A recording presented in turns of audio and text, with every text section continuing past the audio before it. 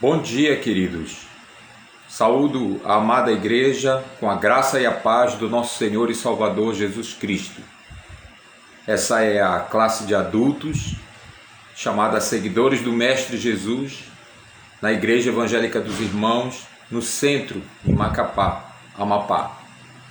Estamos aqui, como sempre, graças a Deus pela sua misericórdia, para estudarmos a nossa lição dominical. Deus nos abençoou com esse tempo privilegiado em que nós podemos abrir a sua palavra com tempo, com método e estudarmos a sua palavra, que é o maior tesouro que uma pessoa pode receber. A própria palavra diz isso. Ela é luz que ilumina os nossos caminhos. Ela nos ajuda, ela nos ensina, ela nos corrige, nos repreende. E ela é perfeitamente capaz de realizar toda essa obra que Deus propôs realizar por meio da sua palavra. E nós devemos considerar um privilégio que nós possamos gastar esse tempo, que não é gasto, é investimento, como se costuma dizer, não é?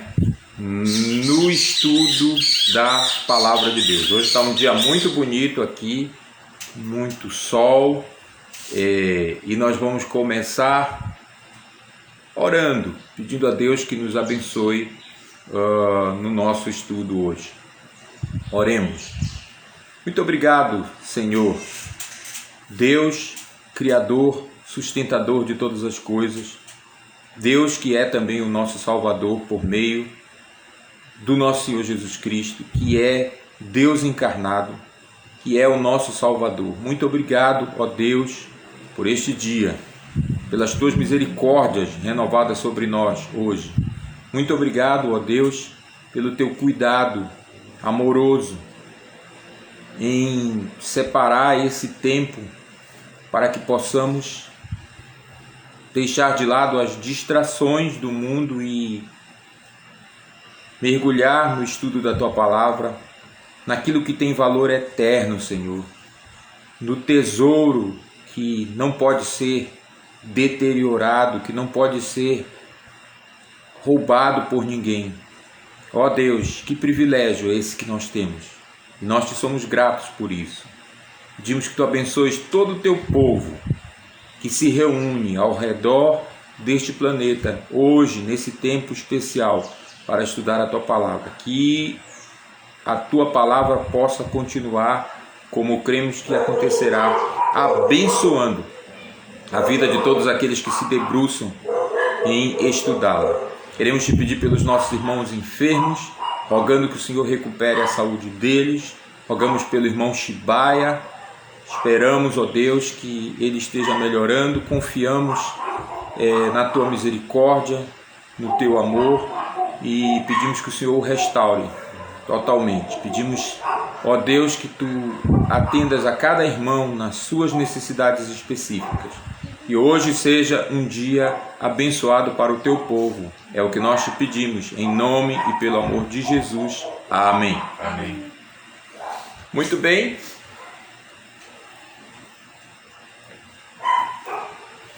Estamos caminhando para o final, não é?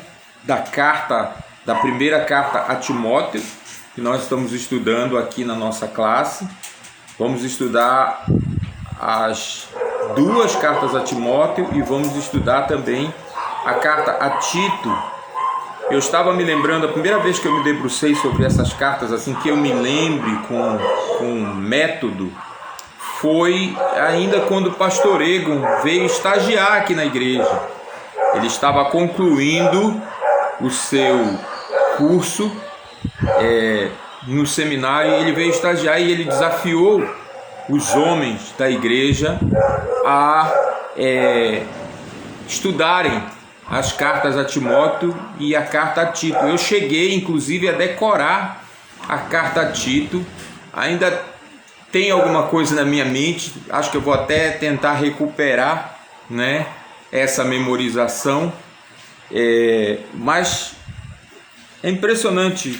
Eu tinha, enfim, eu tinha mais do que eu tenho hoje, né, de anos, e hoje, olhando essa carta, me debruçando sobre ela de novo,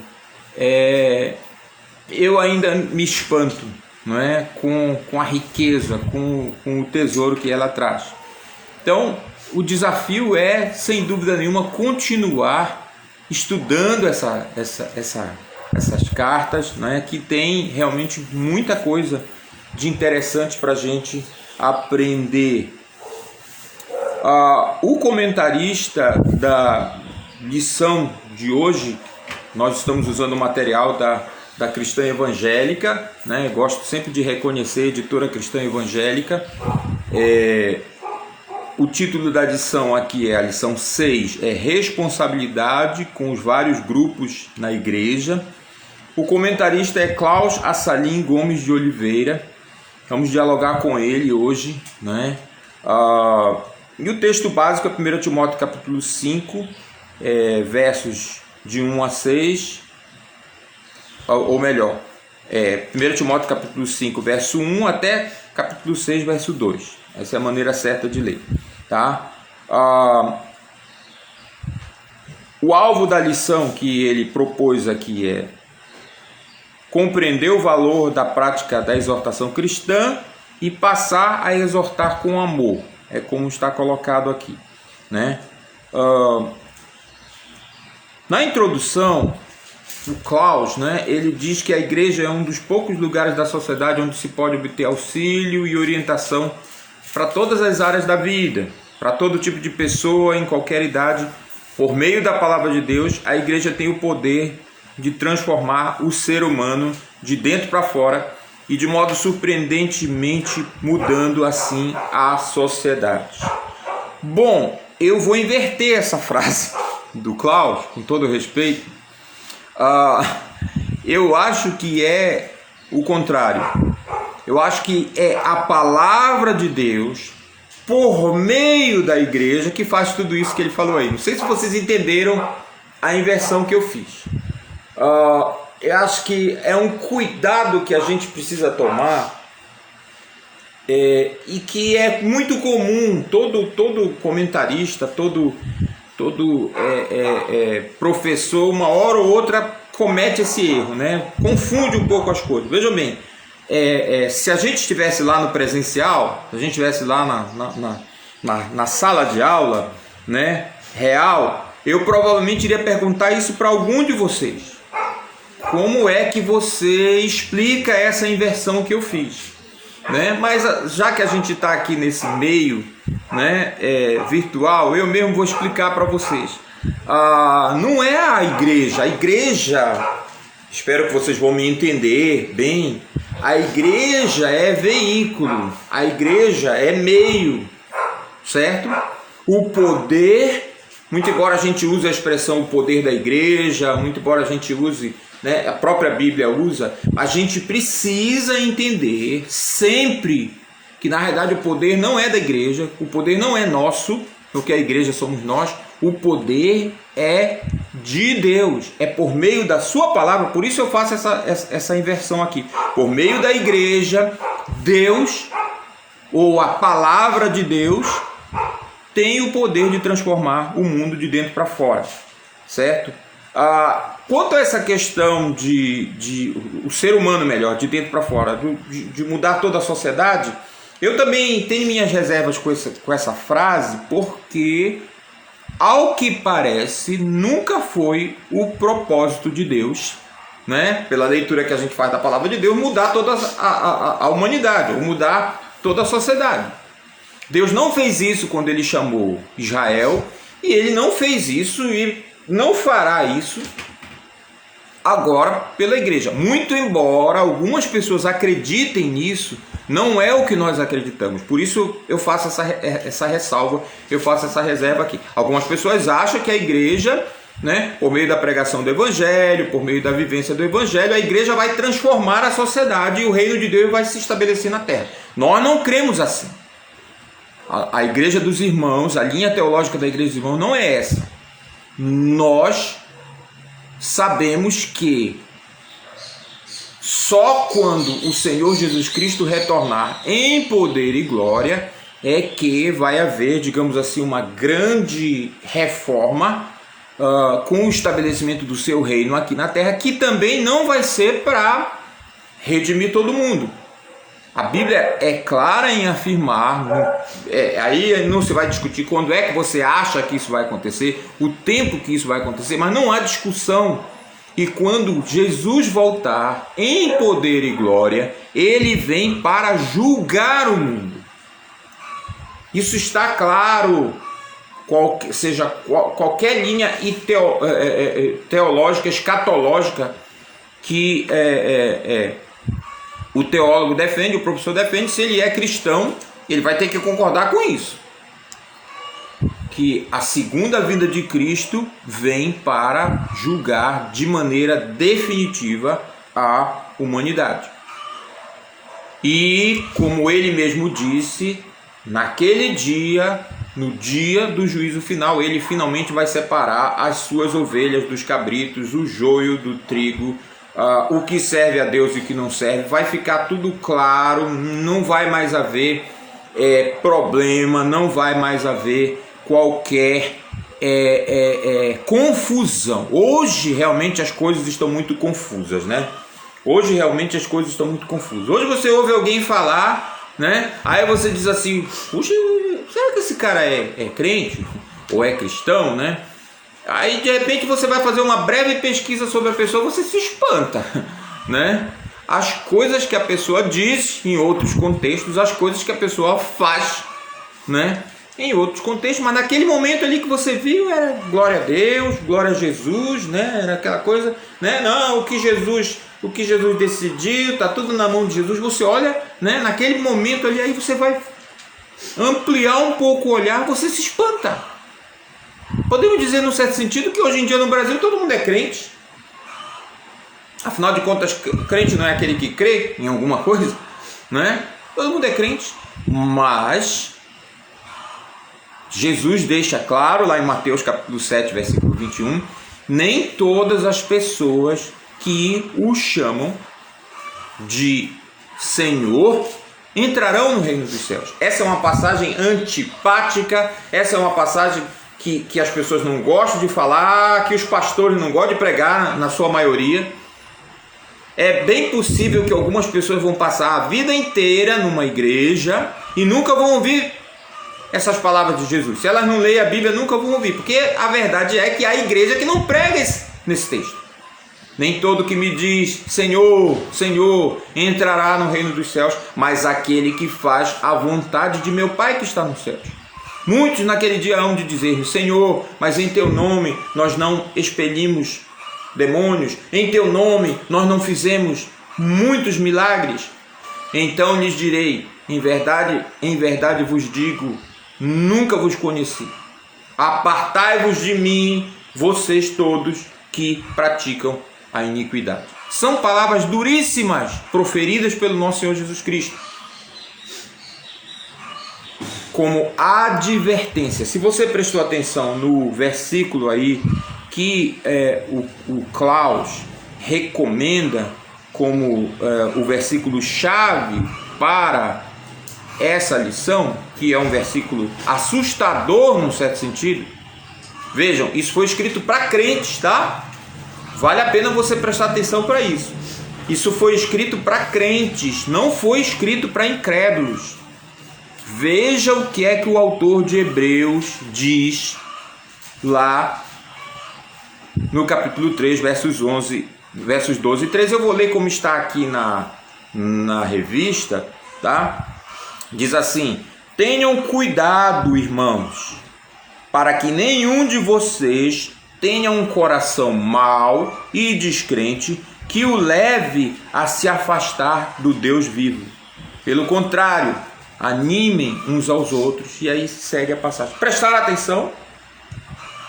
Prestaram atenção? Pode. O autor de Hebreus está dizendo aqui para os crentes, vejam, ele chama de irmãos, está avisando aos crentes, advertindo os crentes que eles não sejam maus e descrentes. Prestaram atenção? É isso que está escrito aí na Bíblia de vocês? Ele relembra o caso lá do pessoal lá do povo de Israel no deserto. Ele lembra, vocês lembram? A multidão que saiu de lá do Egito, vocês se lembram que a maioria deles pereceu no deserto? Os adultos só entraram 2, segundo a palavra de Deus: Josué e Caleb. Nem Moisés entrou. Vocês conhecem essa história. Vocês conhecem essa história. Nem Moisés entrou. Então ele diz, né? Portanto, irmãos, cuidem para que nenhum de vocês tenha coração perverso e incrédulo. Aqui a NVT optou por palavras ainda mais duras. Perverso. Quem gosta de ser chamado de perverso? Eu não gosto. Eu não gosto.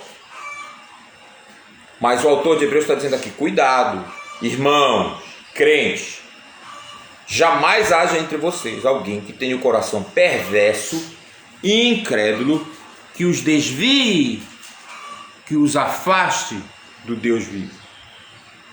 Forte, né? Muito forte. Estou com essa camisa hoje aqui, não é por acaso não. Essa camisa, ela celebrou os 300 anos da Igreja dos Irmãos, né? A Igreja dos Irmãos começou no século XVIII, faz 13 anos atrás essa camisa aqui, 13, acho que é, né? Os 300 anos da Igreja dos Irmãos. A Igreja dos Irmãos começou com um número de pessoas que não enchem os dedos das duas mãos. 8 pessoas no primeiro batismo. 8 pessoas que Deus chamou para esse ministério que hoje se chama Igreja Evangélica dos Irmãos e que tem presença em diversos países. Comparada com as outras igrejas, a Igreja dos Irmãos é minúscula, as outras igrejas evangélicas. Isso tem que ser dito sempre. Sempre. Mas isso não deve ser motivo de vergonha para nós, sequer de inquietação, de ansiedade. Porque a Igreja dos Irmãos, ou o movimento dos irmãos, começou com 8 pessoas que simplesmente olharam para a igreja estabelecida, a igreja oficial que existia lá na Alemanha, liam a palavra de Deus, esse é um ponto importante, e começaram a comparar as coisas, né? Começaram a olhar e ver que a igreja estabelecida, que a igreja oficial, era muito diferente dos princípios que estavam estabelecidos no Novo Testamento, das instruções de Jesus, das instruções dos apóstolos. E eles se reuniram em torno da palavra de Deus. O objetivo deles era muito singelo, muito simples. Vamos estudar a palavra de Deus. Vamos assumir um compromisso com a palavra de Deus para estudá-la e para colocar em prática aquilo que ela nos ensina. Simples assim. Muito simples. Muito simples. Então aqueles 8 irmãos e irmãs, aquelas 8 pessoas, começaram. E esse movimento simples, através da obra do Espírito Santo, nos alcançou. Séculos depois, 3 séculos depois. É assim que Deus age, é assim que Deus faz. Então eu quis usar esta camisa hoje para nos lembrar dessa história, que é uma história linda, maravilhosa, mas também para nos lembrar que é uma história do início ao fim dirigida por Deus, pelo Senhor Jesus, que é o Senhor da igreja. Não sei, parece que foi Calvino que disse, não me lembro, eu vi isso recentemente, alguém colocou, né? O flecheiro atira a flecha vai embora, ganha o ar, ganha a altura, mas o destino dela já foi traçado por Deus. Vale a pena a gente lembrar disso. Vale a pena a gente lembrar disso. Muita carga, muita ansiedade, muito sofrimento até, quando a gente fala de igreja dos irmãos inclusive, seria evitado se a gente se lembrasse disso. Se a gente se lembrasse disso.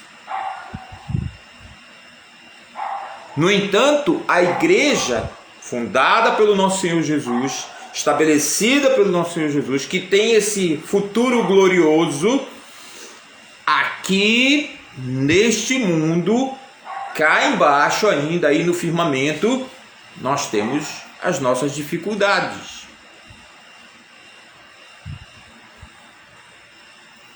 Tem incrédulos na igreja? Tem. Podemos afirmar com toda certeza. Tem sim. Tem gente incrédula na igreja. Na igreja dos irmãos de Macapá tem? Tem.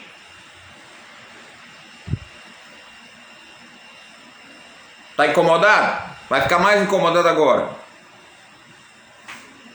Vai ficar mais incomodado agora. Qualquer um de nós pode ser um incrédulo.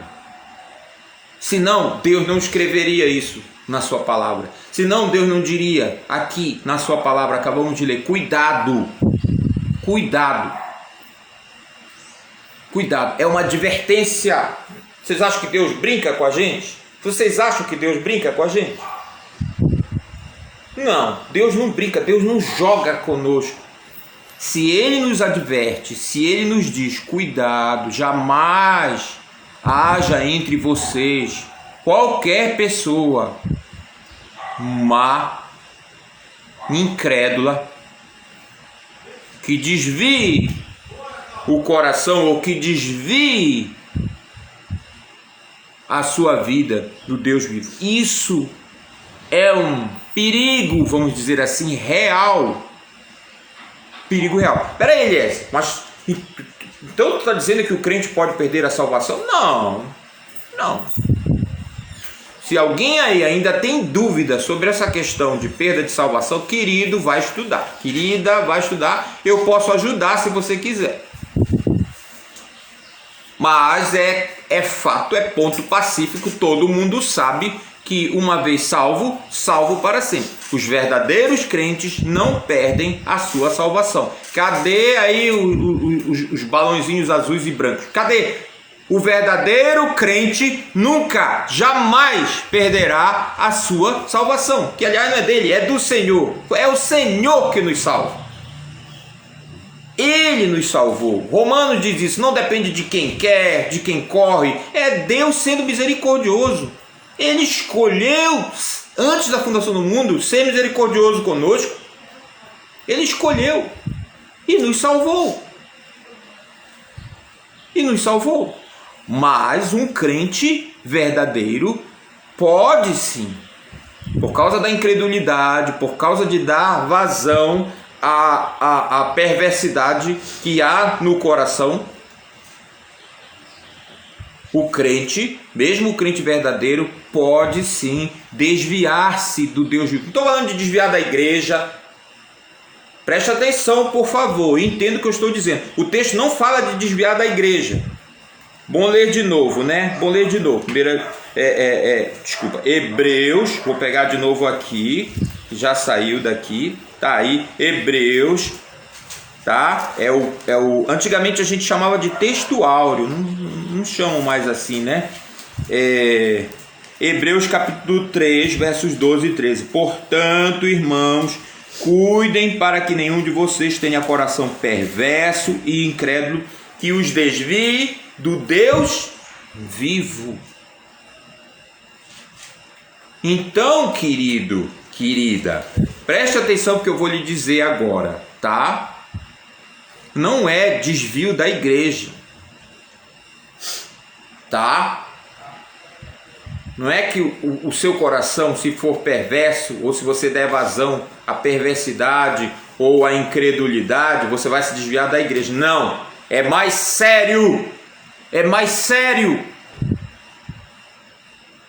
Você pode se desviar de Deus, você pode se afastar de Deus. Há pessoas frequentando religiosamente, sentando nos bancos da igreja todos os domingos, que são desviados. Desviados. Os corações, os ouvidos estão embrutecidos. O pastor está pregando todo domingo, está falando a palavra, está se esforçando, está ensinando. E essa pessoa está embrutecida. Ela sequer ouve, se ouve, sabe lá o que acontece, bate e volta. Vocês aí que já trabalharam com construção, vocês sabem que quando você trabalha com construção, você tem que usar um selador, né? Na madeira, na alvenaria. O selador é um tipo de produto muito interessante, porque ele realmente é um negócio impressionante, né? É mais caro, dá mais trabalho, né, seu Raimundo? Mas você passa o selador, depois você passa o verniz, por exemplo, falando de madeira. Porque o selador, a química dele, ele tem essa coisa de impermeabilizar. Ele penetra ali naquela superfície, né? E ele cria ali uma camada. Compensado que seja. Passa um selador no compensado, joga água, depois você vai ver, a água fica toda em cima, ela não infiltra. Infelizmente, o pecado, ele é como um selador. Se você der ouvidos ao Satanás, ao diabo, se você não fazer morrer a sua natureza terrena, como diz a palavra de Deus, é como se passasse uma camada de selador em você. A palavra é pregada, bate e volta. Veja, você pode estar na igreja, você pode estar cantando, você pode estar louvando, você pode estar levantando a mão para o céu, mas você está desviado, você está afastado de Deus.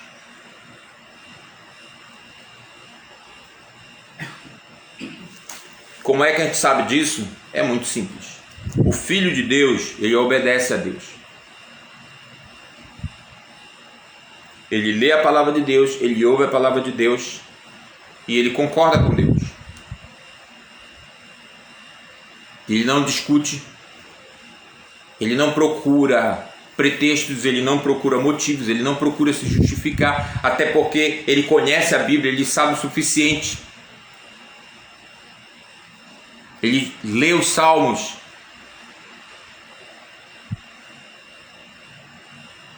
Ele lê as exortações da palavra de Deus.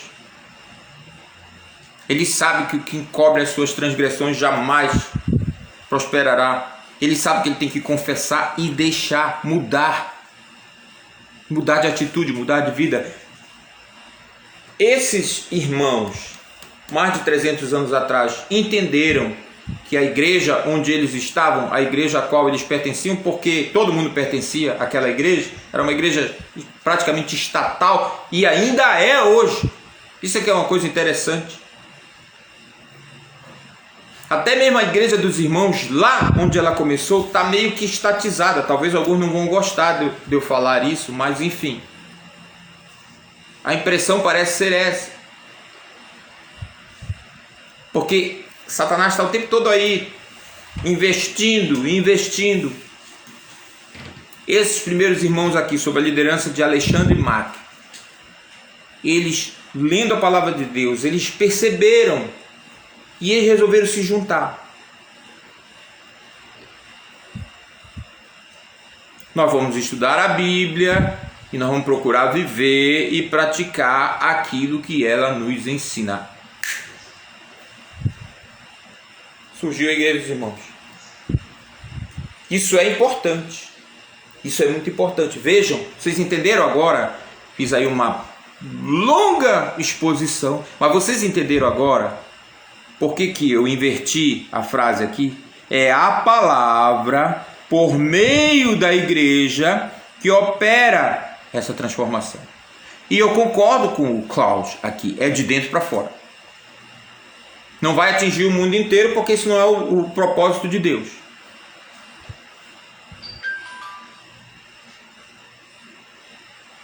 Mas, de fato, a igreja tem essa responsabilidade, esse privilégio. Ele fala, essa é a nossa responsabilidade e ao mesmo tempo um grande privilégio. Qual outro ensino pode transformar assim?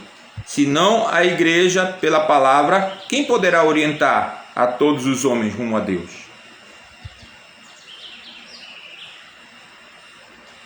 Agora vamos ler o texto, né? Nosso texto base, 1 Timóteo, capítulo 5, versículos... Nós vamos ler primeiro 1 e 2, vamos seguindo aqui os tópicos para a gente ganhar tempo. 9 e 31. Já? Puxa! 1 Timóteo 5, 1 e 2. A palavra de Deus diz assim: nunca fale com dureza a um homem mais velho, mas aconselhe-o como faria com seu próprio pai. Quanto aos mais jovens, aconselhe-os como a irmãos. Trate as mulheres mais velhas como trataria sua mãe, e as mais jovens, com toda a pureza, como se fossem suas irmãs. Esse é o texto. Vejam, ele vai comentar isso aqui. Aliás, ele já falou. Paulo já disse lá atrás que a igreja é a casa do Deus vivo. Já falamos disso aqui. Não é a minha casa, não é a sua casa, não é a nossa casa. A igreja é a casa de Deus. E ele disse mais, ela é a coluna, o pilar, o fundamento, o alicerce da verdade. Primeira coisa que a gente tem que ter sempre em mente, como Paulo vê a igreja. O que é a igreja? Hoje é um dia muito especial para nós, para nossa comunidade aqui, Igreja do Centro, Macapá. Hoje, os cultos, eu nem sei se eu posso dizer presencial, porque para quem está lá, né, para o pessoal que ia lá, já era presencial, né? Mas enfim, os cultos presenciais em larga escala, vamos dizer assim, ou numa escala maior, voltam hoje. O serviço noturno, né, volta hoje. Mais tarde, eu creio, o pastor Egon, segundo a Fátima falou, ele vai colocar um aviso no grupo da igreja disciplinando essas coisas todas, mas enfim, isso já está do conhecimento de todo mundo, né? Hoje, o culto presencial nessa escala maior retorna, é um dia especial para nós. Graças a Deus, pela sua misericórdia, né? A vacinação está avançando aí, seguindo aí os protocolos de segurança estabelecidos pelas autoridades. Nós estamos dando esses passos com muita segurança para nós, não é? E hoje mais uma etapa importante acontece. É bom, é motivo da gente comemorar. Alguns irmãos poderão estar lá, juntamente com as pessoas que estão já há alguns meses fazendo culto, ou o serviço noturno, não é? De comunhão e adoração da igreja, lá na nossa sede. Momento importante, momento para comemorar, como eu disse. Mas nós não devemos esquecer o que, na minha opinião, é a principal lição desse período de afastamento. As pessoas insistem em dizer, até em cobrar, que a nossa igreja se abra. Eu acho incrível isso. Eu acho impressionante. Eu tenho uma resposta padrão para as pessoas que me dizem isso, ou para as pessoas que me perguntam quando é que a nossa igreja vai abrir. Querido, querida, a nossa igreja nunca fechou.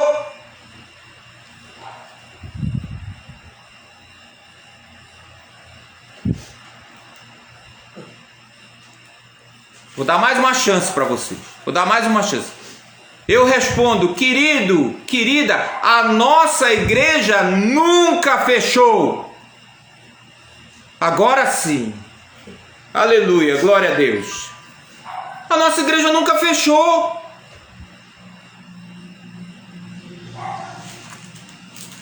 É chavão, algumas pessoas falaram isso, fizeram até meme, mas é a realidade. Eu ouso dizer, a nossa igreja até abriu mais pontos. A nossa igreja ora mais. Aqui em casa nós oramos todo dia. Nós temos o nosso momento de oração em família. Para vergonha minha, eu devo dizer, antes da pandemia não era assim. Poderia ser. Por que não poderia? Se agora é, por que não poderia? Muito simples. Para vergonha minha, eu estava falhando. Como líder dessa casa, como sacerdote desse lar, eu estava falhando. Mas agora nós estamos orando todo dia. Oramos mais hoje. Um dia desse, eu falei isso aqui, todos os meninos concordaram comigo. A Fátima, a gente já comentou sobre isso há muito tempo. Oramos muito mais agora em família do que antes da pandemia. Eu ouso dizer,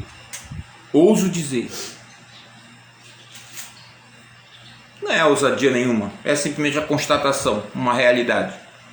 Nossa igreja nunca fechou, nunca fechou. Graças a Deus, pela sua misericórdia, nós conseguimos manter um suprimento de qualidade de estudo bíblico. Graças a Deus, o Espírito, em alguns momentos, tem aí nos encaminhado, tem nos feito ir às pessoas, ou as pessoas têm vindo a nós.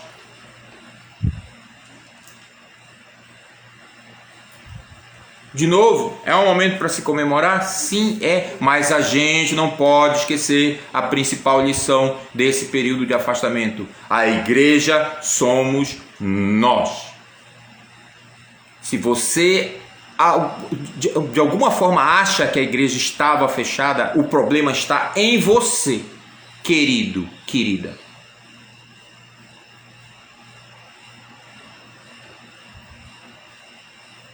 Porque a igreja nunca fechou. Nunca. Ela é essa comunidade que se suporta, no sentido de dar suporte, que se ajuda, que adora junto, mas isso aí é algo que pode acontecer com você e o outro crente que tem na sua casa. Foi o que Jesus disse: onde estiverem 2 ou 3 reunidos em meu nome, ali eu estarei. Duas pessoas que concordem que Jesus Cristo é o Salvador, o Senhor da humanidade, o Senhor da igreja, o Senhor delas mesmas. Jesus diz: eu estou lá. Eu estou lá. Isso é a igreja. Isso é a igreja. Nós precisamos entender isso.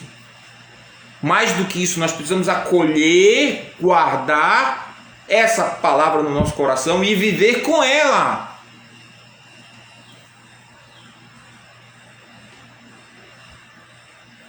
Porque a igreja é isso. A igreja nunca vai estar, isso é importante, tá? Presta atenção. Ele diz aqui: ao mesmo tempo que precisamos ter um olhar para o mundo em que vivemos, para a sociedade na qual estamos inseridos, precisamos também focar nas pessoas que já estão fazendo parte da igreja do Senhor.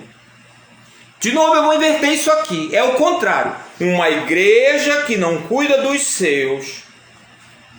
Preste atenção, porque isso é importante. Uma igreja que não cuida dos seus e olha lá para fora, está fadada ao fracasso em algum momento. Porque a ordem estabelecida por Jesus, que ele vai citar aqui inclusive, ele diz isso aqui: sendo nossa tarefa, conforme a palavra de Jesus, ensinar a guardar a todas as coisas que tenho ordenado a vocês. Está lá em Mateus capítulo 28, versículo 20. Nós conhecemos a grande comissão. Precisamos fazer isso de modo relevante para cada grupo de pessoas que temos sob os nossos cuidados. Ok, eu vou pisar bem devagar nisso aqui, porque aqui tem algumas armadilhas que a gente deve desamar. Armadilha no bom sentido, tá? Armadilha mental. Não estou falando que o Klaus aqui intencionalmente quis nos confundir, não é isso. Eu estou dizendo que há muitos anos a gente vem falando isso, a gente vem pregando isso, a gente vem olhando as coisas dessa forma, mas hoje eu penso, nós precisamos olhar isso sob uma nova perspectiva. Vocês estão me entendendo? Eu espero que vocês estejam entendendo. 1, 2, 3, 4, 5, tem 6 pessoas me ouvindo aqui presencialmente. Qualquer coisa, avisa daí. Faz um sinal, viu, vocês aí, se o negócio estiver confuso para vocês, me avise. Certo? Mas veja bem, nós precisamos cuidar de nós, e enquanto nós cuidamos uns dos outros, nós vamos fazer tudo mais o que Jesus falou. É assim que eu vejo a coisa. Aliás, me parece ser assim que Jesus vê as coisas, porque ele disse: ide, portanto, fazei discípulos de todas as nações, batizando-os em nome do Pai, e do Filho, e do Espírito Santo, ensinando-os a guardar todas as coisas. E eis que estou convosco todos os dias até a consumação do século. Mateus 28 ele diz, né? Toda autoridade me foi dada no céu e da terra. Ide. Preste atenção, porque isso é importante. Muito importante. O que é a igreja, então? Isso aí tem muitas respostas possíveis. Vamos continuar aqui. Eu vou sugerir uma metáfora para vocês, para tentar explicar como é que eu penso a respeito disso. Todo cristão é responsável por compartilhar a palavra de Deus, por exortar uns aos outros. De novo, Hebreus 3,13, é aquele texto que fala que a gente não deve ser perverso, que a gente não deve ser incrédulo, que por isso a gente deve exortar uns aos outros. Ele vai repetir isso mais tarde lá na carta de Hebreus, né? Ele vai falar inclusive que a gente não deve deixar de congregar, né? Fizeram até um trocadilho, né? Com o aplicativo Zoom gregar. Não sei se ficou legal isso aí, né? Eu acho que você pode estar lá e não estar congregando ou Zoom gregando. Isso é um fato. Você pode estar lá na igreja presencial, estar lá cumprimentando todo mundo, dando bom dia, boa tarde, boa noite, dando glória a Deus, dando boa semana. Você pode estar lá, mas definitivamente não está conectado à igreja. Isso é perfeitamente possível. Estou usando perfeitamente aqui no sentido de que pode acontecer. Estou dizendo que é o ideal, mas pode acontecer e de fato acontece. Há algumas pessoas que têm uma relação com a igreja que é uma relação de grupo de afinidade muito mais do que consciência de que pertence a um corpo orgânico, se é que pertence. Então isso já acontecia antes, porque estar frequentando, ainda que presencialmente, os eventos da igreja definitivamente não significa pertencer à igreja ou congregar no sentido lá de Hebreus capítulo 10 versículo 25. Eu vou falar mais sobre isso daqui a pouco. Portanto, temos de procurar com zelo cuidar para que todos, idoso, moço, mulher, moça, sejam ministrados de modo respeitoso e apropriado. Aqui de novo tem uma armadilhazinha que também me preocupa. As minhas posições sobre isso são públicas, não é a primeira vez que eu vou falar sobre isso. Algumas pessoas na igreja não concordam comigo, eu respeito, né? Creio que sou respeitado nessa minha posição por eles, e assim a gente vai seguindo. E lá no tribunal de Cristo a gente vai saber a verdade, vai ficar tudo claro para nós. Mas existe um perigo real, na minha opinião, hoje, que é o que eu chamo essa coisa dos grupos de afinidade. A gente esquece da igreja como um todo, e começa a pensar nos jovens, começa a pensar nos idosos, começa a pensar nas crianças, começa a pensar nos casais, nos jovens solteiros mais velhos, nos sei lá, vai, isso aí é livre, vai criando categorias aí, de repente você olha, né, e vai vendo as diversas situações em que o mundo, a cultura, né, nos joga. Então você vai aí, né, Deus nos orienta muitas vezes. Eu não estou dizendo que isso não pode acontecer. Acontece, Deus nos orienta. Nós temos um ministério aí com idosos maravilhosos, recente na igreja, talvez é o ministério mais recente da igreja. Não estou falando contra esses ministérios, pelo contrário, acredito que esses ministérios são respostas, sim, às orações, a essa coisa de que a igreja precisa ser significante no mundo. Mas, repito, preste atenção, igreja não é grupo de afinidade, ou igreja não é composta por vários grupos de afinidade. A igreja é um todo coeso, é um organismo. E, na minha opinião, as exortações que Paulo faz aqui reforçam essa ideia. Vou já explicar esse ponto, certo? Mas eu quero que fique bem claro isso pra gente. O fato de Paulo citar aqui vários grupos de pessoas, vejam, não se esqueça, ele está falando um pastor, falando para outro pastor e dando instruções específicas.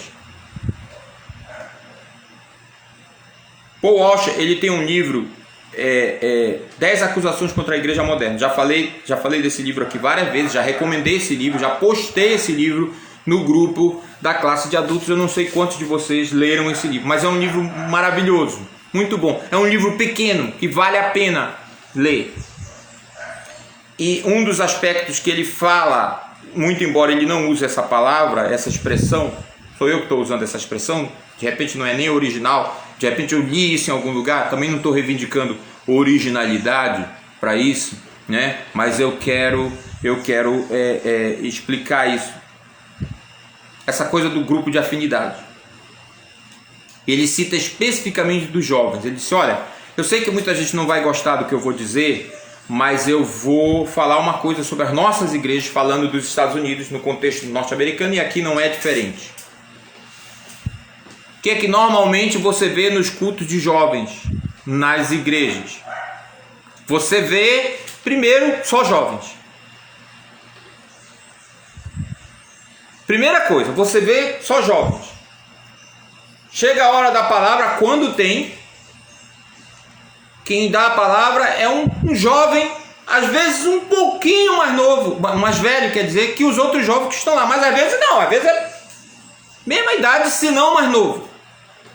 Isso me incomoda, diz o Paul Walsh. Isso me incomoda.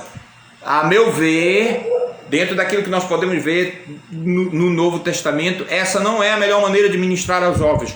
Jovens precisam de pessoas mais velhas, mentoreando-os.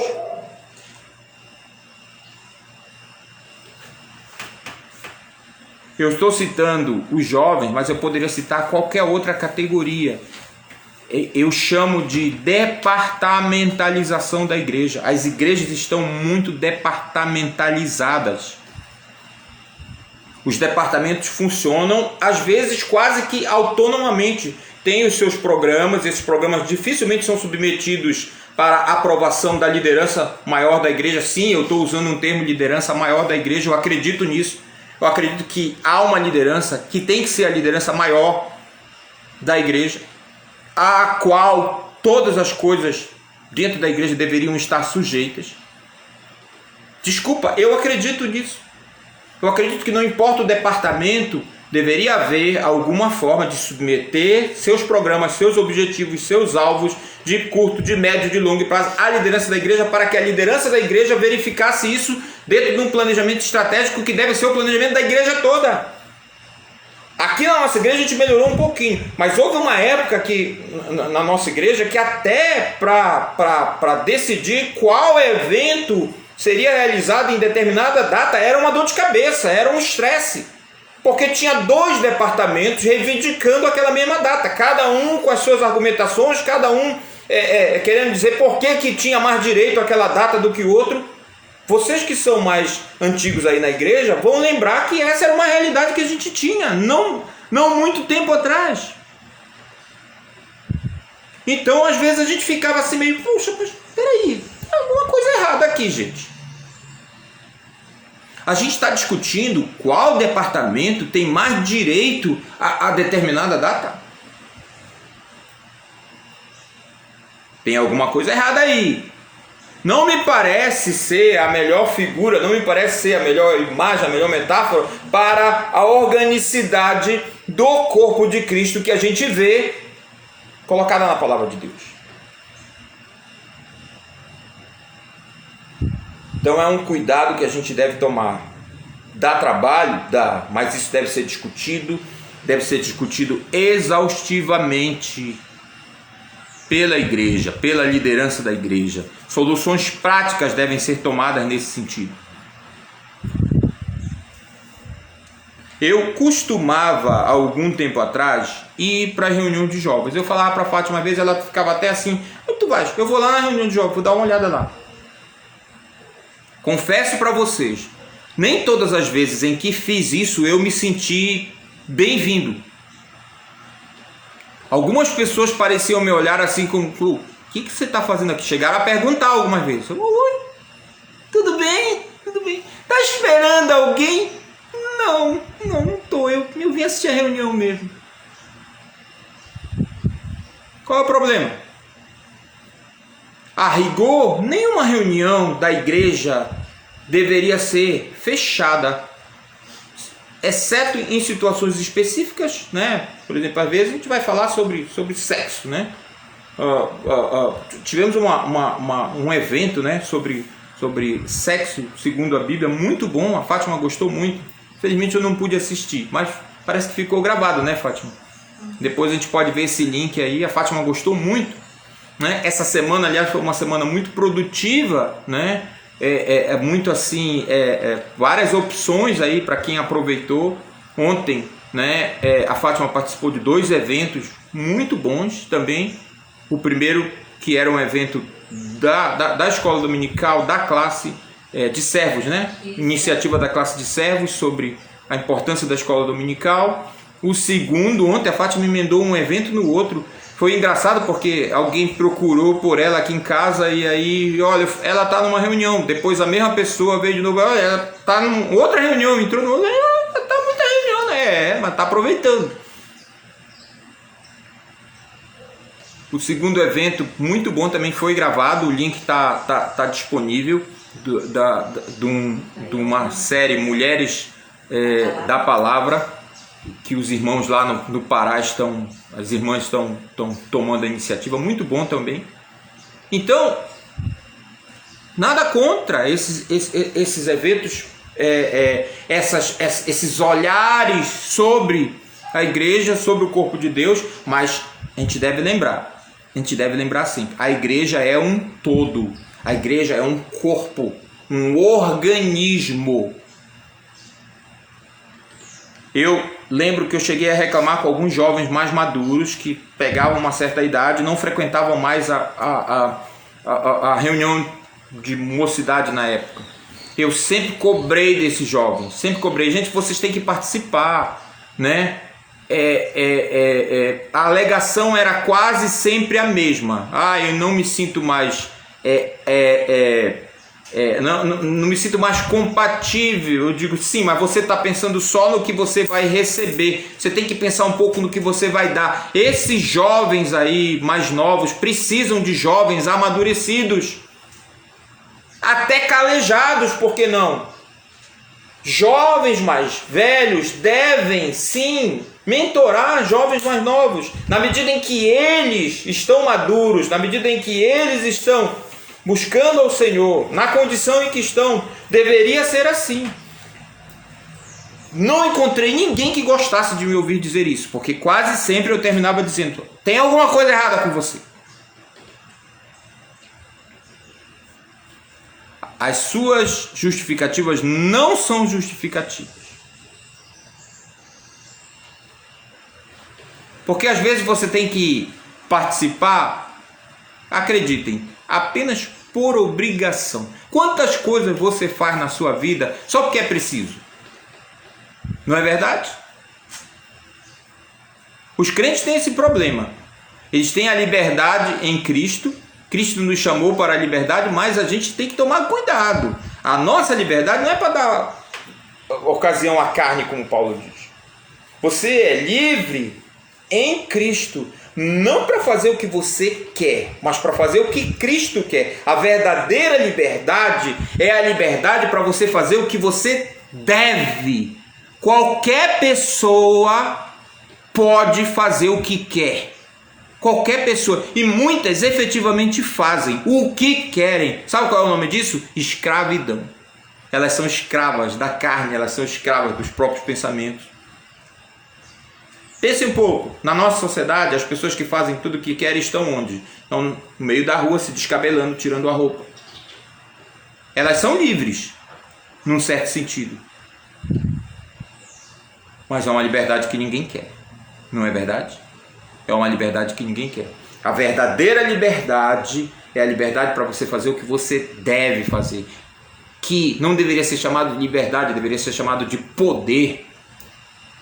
Isso é o que Jesus conquistou para nós. Então, às vezes eu até nem estou me sentindo mais muito representado ali naquele grupo, mas eu estou lá por obrigação, por devoção ao meu Deus, porque a gente participa da igreja, acima de tudo porque a gente é devoto a Deus. E Deus nos ordena que a gente esteja ali, naquela comunidade pode ter 2, 3 membros, 4, 5, 100, 1000, 3000, não importa. E eu aceito o fato de que às vezes você não está mais se sentindo representado num determinado grupo, né? E Deus está te chamando para um outro, para trabalhar com um outro grupo, e aí você vai. Sem problema nenhum com isso. Desde que você entenda que as razões para você permanecer ou para você sair de um determinado grupo não estão em você, não depende de você, não depende dos seus gostos, depende de Deus, do que Deus tem para você. Você vai me dizer que todas as vezes antes da pandemia você foi para o culto, entre aspas, você foi porque você quis ir? Não, muitas vezes você foi por obrigação e assim tem que ser. Eu dou graças a Deus, porque quando eu estava numa fase muito ruim da minha vida, primeiro porque eu dormia em rede, a gente nunca deveria dormir a noite toda numa rede, que faz mal, para mim fez muito mal, né? Mas eu dou graças a Deus, que de manhã cedo a mamãe só fazia dar um puxão assim na rede, levanta, que está na hora da igreja. Ai, aquilo me irritava profundamente. Hoje eu dou graças a Deus, foi importante, e eu já estava meio grandinho, mas a mamãe fazia isso. Quantas coisas a gente faz apenas porque é obrigação? Com Deus deveria ser assim também. Deveria ser assim. Você vai dizer que todas as vezes que você leu sua Bíblia, você leu porque você quis ler? Não, às vezes você lê por obrigação e não está errado não. Leia. Tem um pessoal que diz, né, não, olha, se não for para agradar a Deus, se não for... Muito bonito isso, muito verdadeiro, mas cuidado, pode ter uma armadilha aí também. Ah, vai ler por obrigação? Vai ler porque é obrigado? Leia. Porque tem que postar lá no grupo? Leia. Não tem problema, tá valendo.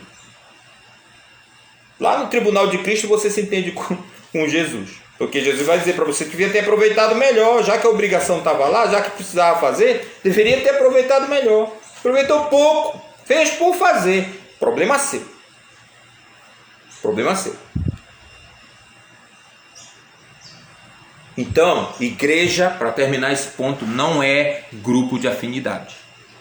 Não pode ser. Não pode ser. De forma nenhuma. Igreja é corpo, igreja é organismo. Entenda isso.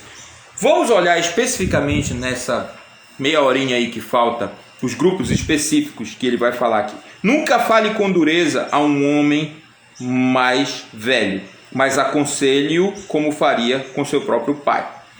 Uma advertência aí. Essa palavra que foi traduzida aí por dureza, aqui na NVT, em alguns lugares é repreensão. Não repreenda o homem idoso. Eu acho que na Nova Almeida e na Almeida é desse jeito que tá, Tiago, né? Não repreenda. Cuidado. Essa palavra, certo? epilesso no original. Anotei aqui no dicionário que eu consultei, certo? Ela só aparece aqui no Novo Testamento. É uma palavra única, única vez que ela foi usada. Ela existe na língua grega, existia na língua grega, o grego koiné, mas na Bíblia ela só aparece aqui, certo? Isso é importante, vou já explicar por quê. Porque de repente você vai olhar, né? Não repreenda o homem idoso. Aí o pastor vai chamar a atenção de um irmão idoso que está se comportando mal. O pessoal já vai dizer, o pastor está descumprindo com a palavra, porque a palavra diz que o homem idoso não deve ser repreendido. Não, querido. Não é isso que a palavra está dizendo. Tá? Eu vou explicar para você, preste atenção. Se você quiser, você pode pegar um Novo Testamento grego. Você vai lá, na internet tem uma Bíblia aí, um aplicativo chamado Bible with Strongs. Stronger é o cara que bolou esse dicionário aí, esse sistema de referências numéricas. Eu tenho essa Bíblia aqui no meu celular, esse mesmo que está transmitindo aí para vocês. Você baixa essa Bíblia, ela te dá o texto em inglês, infelizmente. Você vai precisar aí relembrar o seu inglês se está enferrujado. Não sei se tem em português, se alguém souber me avisa, por favor. Né? Mas aí você clica em cima da palavra, ela te dá a palavra grega e ela te dá todas as entradas daquela palavra na Bíblia, quantas vezes ela ocorreu. Eu acho que eu já falei isso aqui outra vez. Se você quiser pesquisar, você pode pesquisar, certo? Essa palavrinha só foi escrita aqui e ela tem um sentido de castigo. Então não é uma repreensão, não é uma exortação. Vejam, em outros lugares, o próprio Paulo disse que a gente tem que exortar todas as pessoas, sobretudo aquelas que estão se desviando. Ora, idoso não se desvia? Idoso não faz besteira? Me respondam, hein? Vocês aí que já passaram dos ENTA, meu caso. Eu diria até que a gente que já entrou no isenta, a gente até corre um risco maior. Porque se a gente não tomar cuidado, a gente acha que os cabelos brancos... Respeite os meus cabelos brancos. Já ouviram isso? Respeite os meus cabelos brancos. Cara, às vezes está fazendo a maior besteira do mundo. Alguém vai chamar a atenção, ele diz, respeite os meus cabelos brancos. Tem idade para ser seu pai ou seu avô. Cuidado com essa frase. Normalmente, quem fala essa frase está errado. Muito cuidado. É uma frase que eu procuro usar com muito cuidado. Muito cuidado. Porque às vezes é desculpa, tá? Às vezes é desculpa. Então preste bastante atenção. Muita atenção mesmo. O sentido dessa palavra aqui é uma palavra forte. É um sentido de castigo. Aquela coisa que foi feita para machucar. Que é uma coisa que a gente sabe que não deve fazer, que a lei inclusive proíbe. É crime no Brasil e em qualquer país civilizado. E era naquela época também. Vou explicar isso depois. Ok? Só um comparativo. Você vê 1 Timóteo 3,16, o texto clássico que fala da utilidade da palavra de Deus. Está escrito lá que a palavra de Deus é útil para repreensão. É a mesma palavra em português que está na Bíblia do Tiago. Aí o cara que lê a Bíblia ele vai ficar confuso, né? Toda a escritura é inspirada por Deus e útil para correção, para repreensão. Não repreenda o homem idoso. Afinal de contas, me lembro de um senhor que já está na glória, graças a Deus. Ele já está com Jesus. Mas eles, depois de idoso já, depois de mais de 60 anos, ele realmente falhou e falhou feio. Eu já contei essa história outras vezes. Ele fez uma coisa horrível, muito feia mesmo. Foi disciplinado pela igreja. Mas depois, graças a Deus, ele se recuperou e ele quis voltar à comunhão plena com a igreja. Eu achei muito bonito isso. Eu estava nessa assembleia. Eu estava nessa assembleia geral em que ele foi perante a igreja toda, um senhor já de cabelos brancos. Mais uma vez confessou o seu pecado e pediu reintegração à membresia da igreja. Ele falou uma coisa que eu nunca esqueci. e que me edificou muito e que eu falo, e falo sempre, vocês que são alunos antigos da classe já me ouviram falar várias vezes. Ele disse assim: a minha esposa não está aqui. E quando eu falei para ela que eu vinha para essa assembleia fazer o que eu estou fazendo aqui agora, ela me repreendeu. Ela falou: depois de velho, tu vai pedir reconciliação na igreja? Olha só essa frase. Essa frase aqui deve figurar entre aquelas frases que uma mulher jamais deveria ter falado, né? Uma esposa, vamos dizer assim. Está dentro daquela frase da mulher de Ló lá, lembra? Amaldiçoa Deus e morre. Digamos que está na mesma categoria, certo? Voltemos ao homem. Vou repetir de novo. Ele disse assim: olha, minha esposa não está aqui. Quando ela soube que eu viria aqui, que eu iria fazer o que eu estou fazendo aqui, ela me repreendeu. Ela falou: depois de velho, tu vai pedir reconciliação na igreja? Eu respondi para ela: mas o diabo atenta ao jovem, mas ele atenta ao velho também. E a gente erra, o velho erra também. Se ele erra, ele precisa pedir reparação, reconciliação. Que sabedoria, que palavra maravilhosa. Uma pena que aquele homem tenha que ter passado aquele inferno para chegar a essa lição. E que não seja assim conosco, e que a gente aprenda com ele, porque a palavra diz exatamente isso. Nós devemos pensar nisso.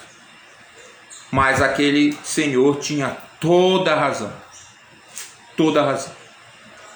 Então eu quero deixar isso claro, né? Só que a palavra que está lá em 1 Timóteo 3,16 é outra palavra, que tem o sentido de exortação, tem o sentido de convencimento. Então, a repreensão para o idoso, preste atenção para isso, ela não deve ter aspecto de castigo, de dureza, mas ela deve ter um espírito de convencimento. Você vai tentar convencer a pessoa do erro que ela está cometendo. Vou dar um exemplo assim meio complicado, né? Mas eu vou dar um exemplo para ver se vocês entendem disso. Um exemplo da própria experiência que a gente está tendo, né, com o papai. O papai, ele na idade que está, 93 anos, ele não pode comer determinadas coisas, ou por outra, ele não pode comer da mesma maneira que ele comia antes. Mesmo que ele coma aquela iguaria, ele precisa adaptar a ingestão daquela iguaria ao organismo dele atual. Mas veja bem, isso é uma coisa que o corpo do papai já sabe, mas a mente não sabe. Por mais que ele sofra depois, e o papai ainda tem um outro problema, que às vezes ele esquece o que ele passa, né?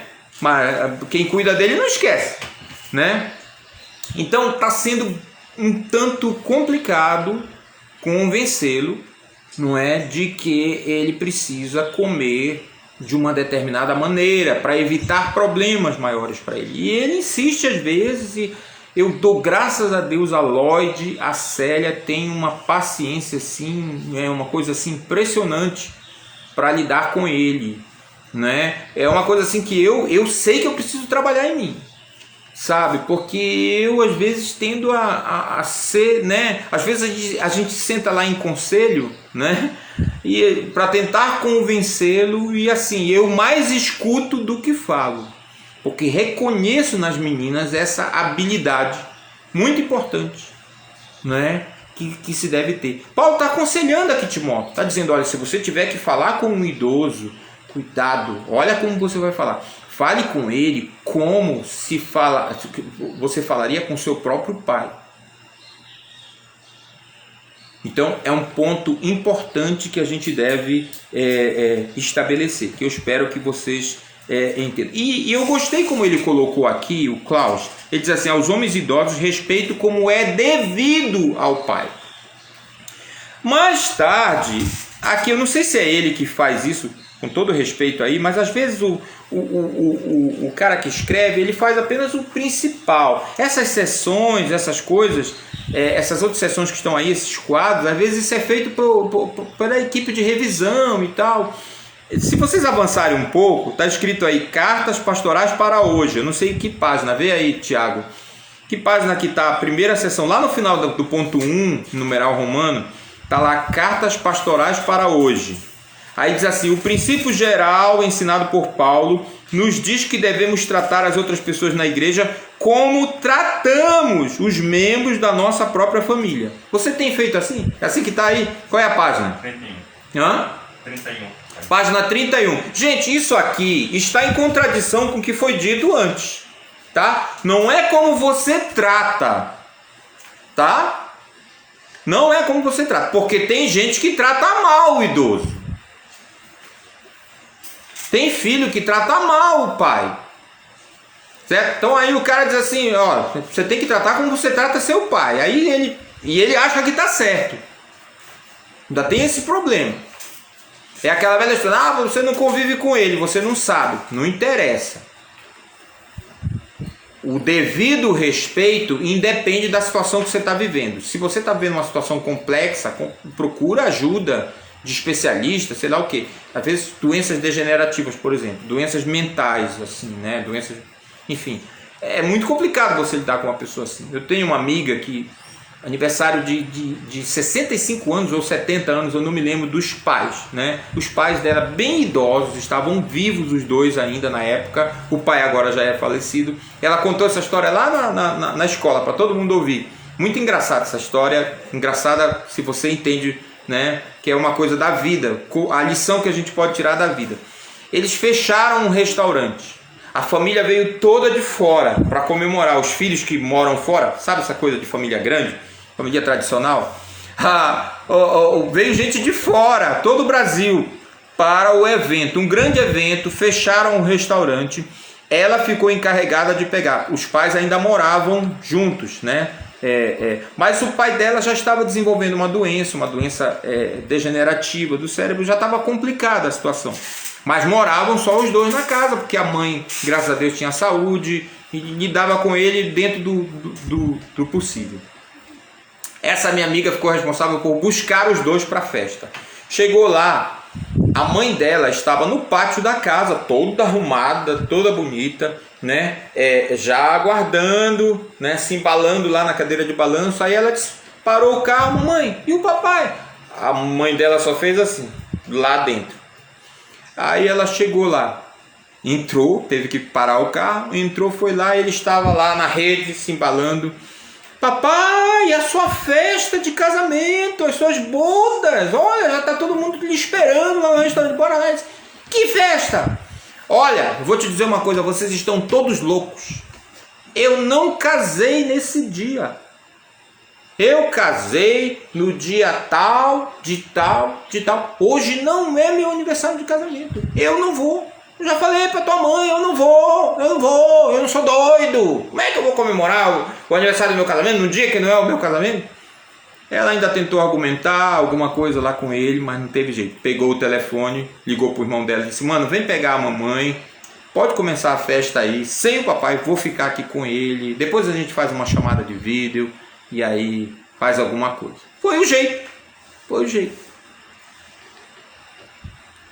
Agora, vou pegar esse exemplo aí para tentar ilustrar para vocês o que é que Paulo condena aqui, quando ele fala sobre repreender o idoso, né? Para não repreender o idoso ou não falar com dureza. Digamos que a minha colega tem ideia: papai, o senhor tá gagá mesmo, sabe qual é o seu problema? O senhor tá gagá, os seus filhos vieram de todo o Brasil para sua festa, tá todo mundo lhe esperando, tá todo mundo lá, a mamãe arrumada aí, e o senhor aí se ela faz isso, ela incorre no erro que Paulo está falando aqui. Graças a Deus ela não fez. Ela cuidou muito bem do pai dele até o momento que ele faleceu. Vocês estão entendendo? Então isso aí, todos nós estamos sujeitos, uma hora ou outra, a errar nisso aí. É um cuidado que a gente deve tomar, sobretudo quem cuida de idosos, quem lida com idosos, cotidianamente, todo o tempo. É uma coisa que muita oração, muito pedido de sabedoria de Deus. Tem que ter muito cuidado. E na igreja é a mesma coisa. Mesma coisa. Por isso Paulo diz para Timóteo: olha, toma cuidado. Toma muito cuidado. Eu já contei para vocês, o ministério do papai teve de tudo, né? E assim, quando eu comecei a me entender, eu comecei a reparar mais nas coisas. O papai sempre foi muito discreto, mas alguma coisa às vezes ele deixava, né, soltar. Era uma coisa bem difícil para ele quando ele tinha que repreender homens idosos. Mas ele não deixou de fazer isso.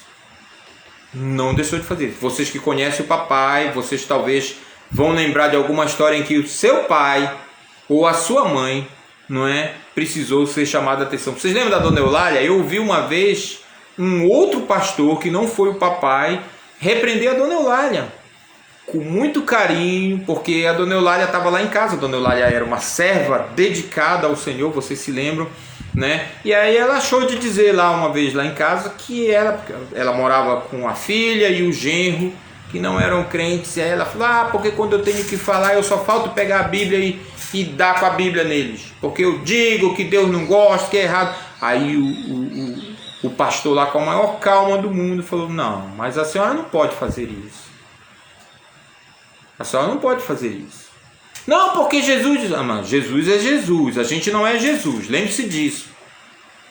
Quando Jesus fez o chicotinho lá e bateu na costa lá dos cambistas, não se esqueça que era Jesus, indignado, como diz o próprio texto, né? Indignado do fato deles terem feito da casa do pai dele uma casa de negócios. Mas era o Deus do universo, o Deus encarnado, defendendo a casa do pai.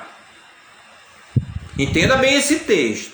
Não é assim, não é desse jeito. Se a senhora se comporta dessa forma, sabe o que é que a senhora vai conseguir? A senhora vai conseguir que eles fiquem com mais raiva do Evangelho.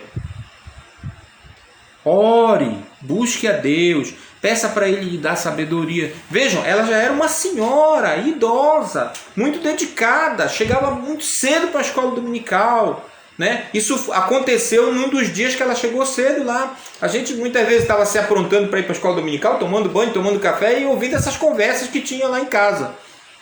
E aquele homem que estava hospedado lá em casa falou com aquela senhora, com aquela serva do Senhor, idosa, de uma maneira maravilhosa. E eu tenho certeza que, muito embora no primeiro momento talvez ela ficou irritada, depois o Espírito usou aquela palavra para trabalhar com aquela senhora. Essa é a ideia que Paulo está dizendo aqui, certo? Tome muito cuidado. Trate com o devido respeito, com o respeito devido ao pai. Quanto aos mais jovens, aconselhe-os como a irmãos. Aqui, por declinação, né, a gente vai chegar à mesma conclusão. O ideal é que os irmãos se respeitem. Aqui em casa, agora nós só temos a Heloísa com 18, o Joel com 11. Né? Uma diferença, digamos assim, um tanto complicada às vezes. Sobretudo porque a Heloísa está naquela idade, né? A idade eu digo a idade dos Hades, né? A vaidade, a privacidade, né? Enfim, a saudade, né? Enfim, o Joel com 11 anos, ele não é tão sensível às vezes para respeitar esse tempo, para respeitar esse momento, né? Então é algo que a gente procura treinar os dois, e eu falo treinar mesmo. Olha, vocês têm que se respeitar, vocês dois. Vocês podem se chamar a atenção. Vocês podem se chamar a atenção. Não tem problema. Mas vocês devem lembrar determinadas palavras, determinadas construções, né, de discurso. Eu falo assim mesmo para ele, gente. O Joel entende, tá? Ele sabe o que eu quero dizer. Só eu e a Fátima podemos fazer. Vocês não podem usar essa frase. Vocês não podem usar essa palavra. Vocês não são pai um do outro. A gente pode, porque a gente é pai. Vocês não. Vocês têm que achar uma linguagem entre vocês que seja respeitosa, que você diga tudo o que você quer dizer, mas com respeito. Crianças pequenas podem aprender isso. Você tem filhos pequenos em casa?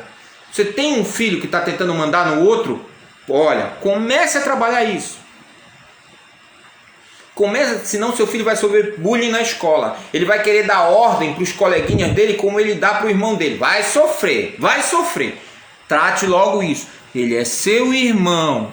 Não fale com ele como nós falamos com você. Não é assim que tem que ser. A criança entende, mesmo a criança pequena, ela entende. Não se iluda achando que ela não vai entender, não. Até porque você vai repetir e repetir e repetir quantas vezes for necessário. para que esse respeito entre irmãos seja plantado e cultivado e dure a vida toda. Eu costumo dizer, às vezes, para o Joel, a Heloísa é a única irmã que tu tens. Tem coisas que só mulher para fazer, Joel. Um dia tu podes precisar da tua irmã. Cuida da tua irmã, cuida dela, trata com respeito. Não só porque um dia tu pode precisar dela, mas porque é o certo, é a coisa certa a fazer. Mas isso que eu estou te falando é verdade. Eu posso ligar para um monte de gente. Só aqui em Macapá são 4. Mas tu, aliás 3, mas tu só pode contar com a Heloísa, que é a única mulher. Então para e pensa. Para e pensa. Muito cuidado. Muito cuidado. Então, mesma coisa aqui, né? Timóteo, que era jovem, tu vais te dirigir a alguém jovem aí na igreja, fala como se tu estivesse falando com um irmão teu, com o respeito devido aos teus irmãos. Quanto às mulheres, ele diz, isso aqui é muito importante, trate as mulheres mais velhas como trataria sua mãe. Mesma coisa, mesmo princípio, com o respeito devido à sua mãe. E as mais jovens com toda pureza. Isso aqui é muito importante. Como o homem deve se portar, como o líder deve se portar. Isso aqui é muito importante. Olha, muito antes desse patrulhamento todo que está acontecendo aí, a igreja já alertava sobre isso. A igreja nem precisava. Vocês me conhecem, né? Eu estava na secretaria da escola uma vez. Chegou um profissional lá. Estava eu, um outro servidor da secretaria e 2 servidoras.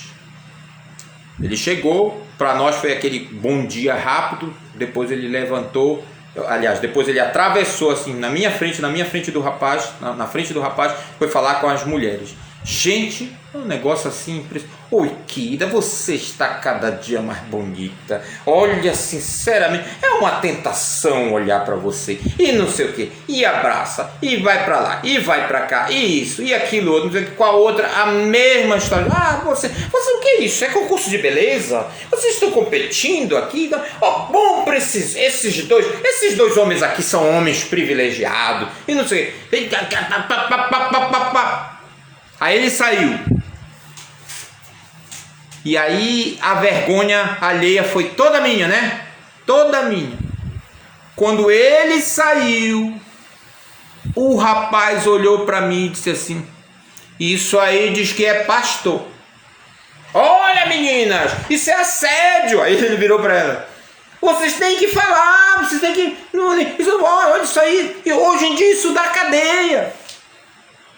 E pior, ele tinha razão. Ele tinha razão. Ele tinha toda a razão. Timóteo era um jovem. Vale a pena a gente lembrar isso aqui. Mas Paulo diz para ele: olha, trata as mais jovens com toda a pureza. Cuidado, Timóteo. Cuidado, como se fossem suas irmãs. Como se fossem suas irmãs. O Joel, de novo, na idade que ele está, ele já está treinado, ele já sabe como ele deve tratar a irmã dele e todas as outras mulheres. Vez por outra, ele esquece. Aquela escorregadela comum de criança. E ele é repreendido na hora. Não faz isso. Respeita a tua irmã. Seja com palavras, seja com gestos. Vez por outra, a gente tem que chamar a atenção da Heloísa também. Heloísa, não te troca. Lembra dessa expressão? Tá sumindo, né? Lembra dessa expressão, Thiago? Não te troca com fulano. Não te troca com a fulana. Né? Gente, isso se aprende. Isso se aprende. Hoje em dia, eu estou muito preocupado, porque essa coisa do patrulhamento, assim, está havendo assim, eu acho que já está havendo um certo exagero, né? Essas cartilhas, sobretudo quando você lida com crianças, tem que tomar muito cuidado, né? Muito cuidado. Eu sou muito reticente com essas cartilhas, eu acho que algumas delas passam do ponto, porque algumas coisas dependem sim do contexto, das famílias. Entendeu? O que é aceito numa determinada família não é aceito numa outra. Olha, eu não quero aqui fazer confusão, eu sei que o assédio existe, eu sei que o abuso infantil existe. Me entendam, por favor. Eu acho muito complicado quando a gente procura já padronizar tudo. E aí diz para uma criança que o adulto não pode dizer certas coisas, não pode. Isso, eu acho que, em primeiro lugar, a sociedade nem deveria estar discutindo isso se todo mundo seguisse os padrões cristãos, aquilo que a Bíblia diz. E eu estou falando aqui de igreja, tá? Muito embora existam muitos casos de abuso, inclusive dentro da igreja, inclusive de líderes, isso é fato. Isso é fato, infelizmente. Mas se a palavra de Deus for seguida, se o padrão de Deus for seguido, Paulo está dizendo aqui, Timóteo, cuidado. Há uma etiqueta que você, mesmo sendo jovem, deve se comportar com as outras meninas jovens. E aí eu falo mesmo, eu digo. Porque eu digo para os meus filhos, evitem abraços frontais, evitem abraços demorados. Vocês não precisam abraçar as meninas desse jeito. Ainda há meninas que conseguem identificar e que apreciam, graças a Deus, o respeito. Sim, há algumas que vão te chamar de travado. Isso aconteceu muito comigo. Eu falo, não tenho vergonha não. Uma vez uma colega minha, eu já casado, adulto, né? Nós estávamos numa reunião, a sala era pequena, a mesa menor ainda, e a diretora teve a ideia de botar todo mundo junto, ali ao redor da mesa, então ficou realmente uma situação complicada. Eu acho que eu já contei essa história aqui. Eu estava sentado ao lado dela, o meu cotovelo encostou no braço dela, e eu assim muito discretamente puxei o braço. Ela virou-se para mim, e ela que era uma mulher. Opa, melhor eu ficar calado. É impressionante, né? O problema que tu tens com o toque.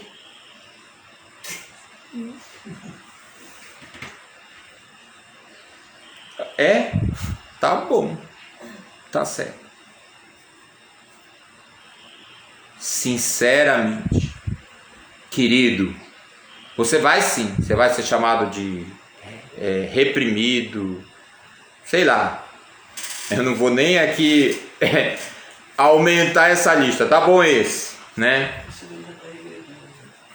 Tá bom esse, não importa, seja respeitoso com as palavras.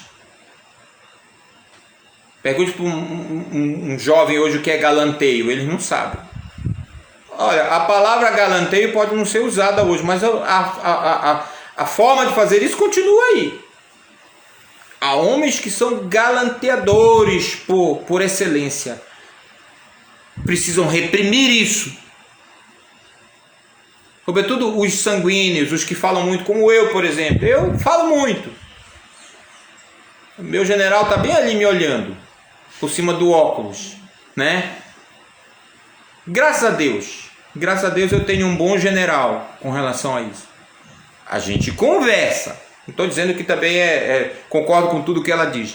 Mas, Maria de Fátima, Deus o livre, eu tenho que andar na linha. Se eu sair da linha, o negócio pega para o meu lado. Graças a Deus. Pode colocar balãozinho aí. Se eu sair da linha, o negócio pega para o meu lado. O general aqui é fogo. Pode botar as mãozinhas subindo aí, não tem problema não. Temos que tomar cuidado. Muito cuidado. Marido, sua esposa está incomodada com isso? Pode ser ciúme, pode ser exagero, pode, mas vale a pena você pergunte para Deus. Pergunte para Deus. Deus, me responde. A minha mulher tem razão? Pergunte para o pastor, pergunte para outros irmãos idôneos. Mas se a sua esposa está insistindo muito nisso, alguma coisa tem, querido. Preste atenção. Preste atenção. Não custa você prestar atenção. Então, Paulo está dizendo, Timóteo, cuidado, meninas mais jovens, pureza. Eu trabalhei essa palavra algumas semanas atrás, vocês lembram? Com toda a pureza, como se fossem suas irmãs. Como se fossem suas irmãs. Como eu disse, há contextos e contextos. Aí você vai ter que prestar atenção. Uma vez, numa das escolas onde eu trabalhava, um pai foi chamado. Já contei essa história várias vezes lá na classe. Aqui eu não sei, talvez vai ser a primeira vez que eu vou contar. Já estou acabando. O menino de 7º ano do ensino fundamental, ou seja, um menino novo, 10 anos, 11 anos, 12 anos por aí, simplesmente, né, deu para ficar pegando as meninas lá nas partes íntimas. Foi chamado, os pais foram chamados. Sabe qual foi a justificativa do pai? Ele disse, olha, eu, antes de qualquer coisa eu preciso que vocês entendam que na minha casa nós somos criados num ambiente de absoluta liberdade. Todo mundo anda nu pela casa. E a gente tem muita brincadeira. O jeito que ele está brincando aqui é o jeito que ele brinca com as irmãs dele. Então, para ele, isso é uma brincadeira. A coordenadora falou, eu preciso que o senhor entenda que a sua casa é a sua casa, a escola é a escola. As suas filhas são suas filhas, irmãs dele. As coleguinhas dele aqui em sala de aula são as colegas dele. O senhor precisa ensinar o seu filho que há uma diferença entre esses contextos. E faça isso agora. Porque os pais, por enquanto, os pais das meninas estão só alertando. Mas eles já deixaram bem claro que eles vão tomar providências mais sérias se esse problema não for resolvido. Ponto! Acabou a discussão. É por aí mesmo que a coisa vai. Simples assim. E aí eu digo, poderia ter ficado sem essa, né? Poderia ter ficado sem essa. A pessoa diz uma coisa dessa e acha que os coordenadores da escola vão dizer, é assim lá na sua casa. Então tá bom, tá tudo resolvido, tá tudo... Negativo. E lembre-se, é a casa de Deus. Se escolas têm suas regras, se a sociedade tem suas regras, imagina na casa de Deus, imagina o líder. O líder tem que ser modesto, ele tem que ser discreto, ele tem que abordar as mulheres, as idosas, as jovens, as mais jovens, da maneira correta, com toda a pureza, com o devido respeito a uma irmã. Bom, era o que nós tínhamos para hoje. Eu vou deixar a questão das viúvas, que é uma questão complicada, né, para o domingo que vem. Que Deus nos abençoe. Vamos orar neste momento, agradecendo a Deus o tempo. Ó Deus, muito obrigado por esse tempo. Como dissemos, investido, Senhor, no estudo da Tua Palavra. Ó Deus, obrigado pela Tua Palavra. Obrigado pelo Teu servo, o apóstolo Paulo, que escreveu essa carta maravilhosa para o seu companheiro de ministério, Timóteo. Obrigado porque há tantas coisas que nós podemos aprender nesta carta e efetivamente nós temos aprendido. Ó Deus, que o Senhor continue essa boa obra em nós até o dia em que nós nos reuniremos com o Senhor. Que a Tua igreja seja abençoada, que a Tua igreja viva como a Tua casa, como a coluna e o baluarte da verdade tão necessários no mundo em que estamos vivendo. Nós te pedimos que o Senhor nos dê um bom dia, nós pedimos que o Senhor nos dê um bom ajuntamento logo mais, e pedimos tudo isso em nome e pelo amor do nosso grande Deus, do nosso Salvador, o Senhor Jesus Cristo. Amém. Amém. Que Deus nos abençoe, queridos. Um bom domingo, aproveite aí esse sol, né? E que nós possamos nos encontrar em alegria, em gratidão ao nosso Deus mais tarde. Tchau!